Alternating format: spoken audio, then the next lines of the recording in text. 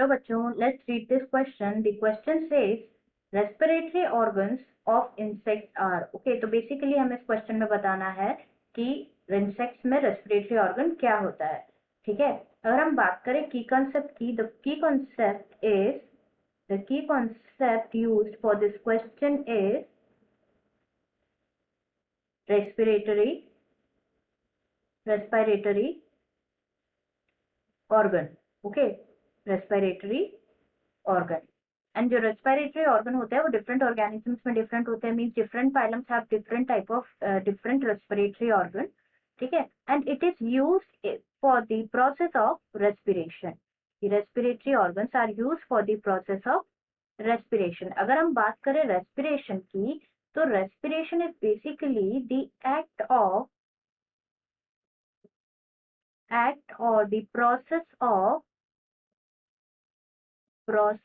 of breathing.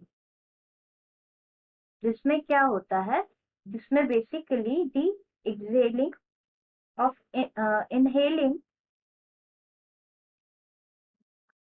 of oxygen while exhaling of carbon dioxide takes place. ठीक है, exhaling of carbon dioxide takes place. And here they are asking about in the question, हमें पूछा गया है कि insects में respiratory organ क्या होता है. तो अगर हम बात करें इंसेक्ट्स की,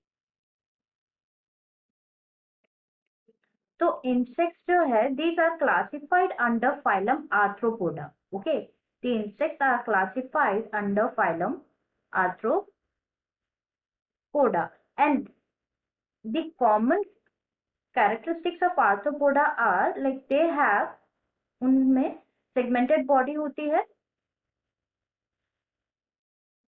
segmented body होती है, and they basically utilize tracheal system. Okay, they utilize tracheal system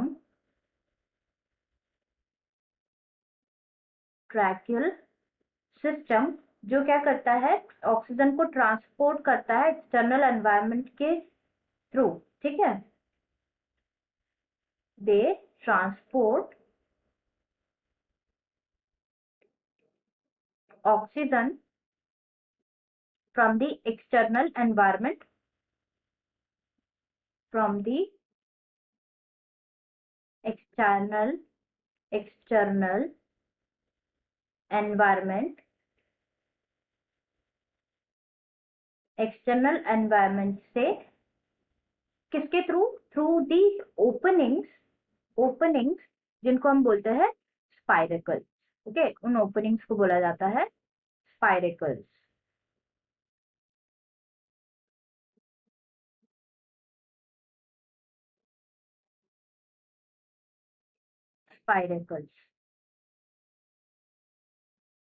and जो ट्रैकियल सिस्टम होता है जिसके थ्रू इंसेक्ट रेस्पायर करते हैं,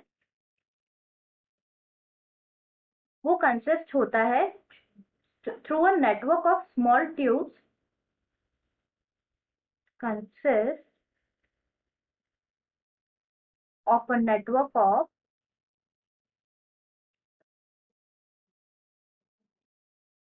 small tubes जो क्या करता है, ऑक्सीजन को पूरी एंटायर बॉडी में कैरी करता है. ठीक है, that carries oxygen to the entire body,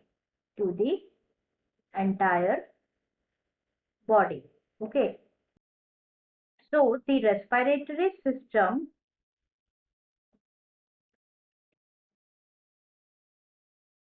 system of insects consists of trachea and spiracles. Okay, so I hope you understood it well. Best of luck